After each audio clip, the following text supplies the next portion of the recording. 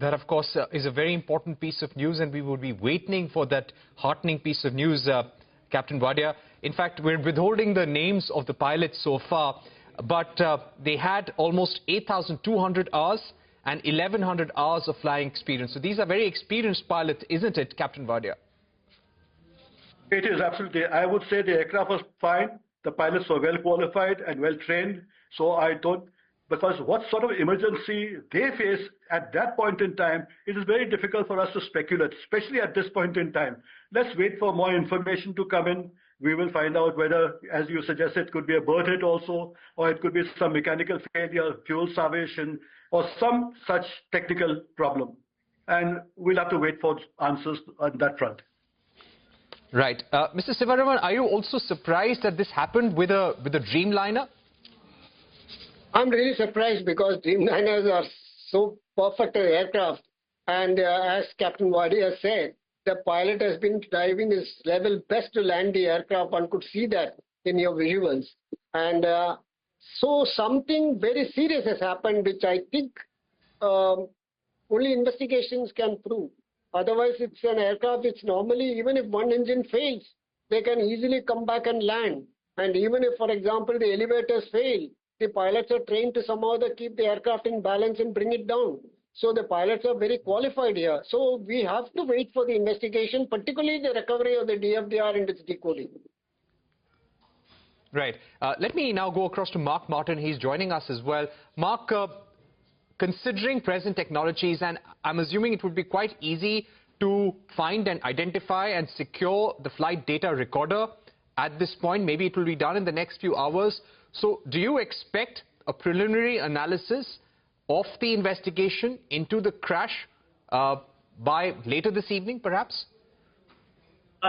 Thanks for having me. Very unfortunate today, but it's impossible that any report or any investigation, including preliminary or otherwise, can be released now. I think we need to hold our horses. We need to let this investigation process start. I'm going to put this out there. It's going to be painstakingly slow. They have to recover every part of the aircraft, put it into a hangar, reconstruct it, look at the CBR tapes, the DFDR, the ADS-B, the flight profile, the engine parameters, the ECTM.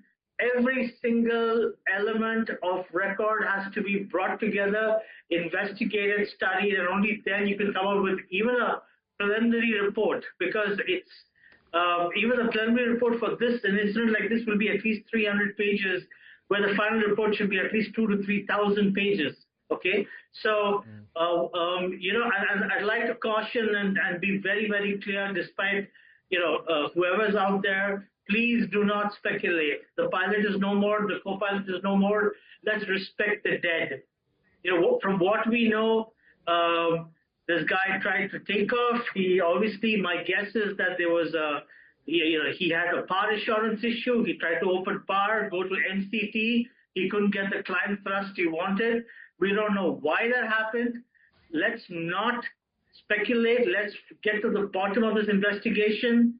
This is the first ever 787 Dreamliner crash ever. Okay, and in such an incident, I think it's very sad that you've seen something like this, at least in today's day and age. And my view on this is that, Air India has been operating this since 2011 with error-free operation of the 787. 787 worked great for Air India. Sure, there were maintenance issues. Yes, there are spare part issues. Yes, but the aircraft never structurally broke. And the moment you transfer the ownership to a private airline, from a government-run airline, it goes to a private airline, we see a crash like this.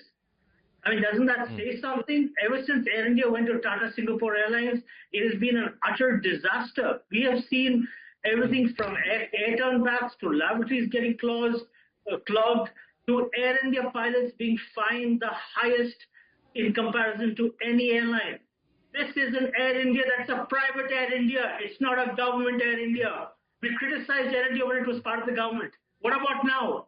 Who's responsible for this? Are you going to throw the book of airlines or Tatas? Enough. I think clearly we need to be very clear. The government needs to crack the whip, and we need to hold people accountable for this crash. because enough is enough. Okay. And this Right. Captain Wadia? 260 people perished. Okay, it's no joke. It's going to send Mark, absolutely. Mark, we completely respect your views. Of course, there is a lot of anger. What has happened is extremely, extremely tragic. And as we've been reporting, our hats off to the pilots. They made all efforts to land the plane safely. There was clearly a very dire situation out there, as Captain Wadia was also pointing out. But Captain Wadia, on a preliminary analysis of whatever we know so far, the investigation may take a lot of time, but certain questions that come to your mind. See, the safety record of India has never been really acceptable. And for the last 50 years, we've been trying to improve aviation safety and standards in India. It is the government. I'm sure everyone has good intentions. As everyone says, the government is trying its best, the Prime Minister is trying his best, but you must have knowledgeable people in DGCA and people who understand the business of accident analysis to address this issue. We need to have an independent safety board, just like the ones that exist in many countries.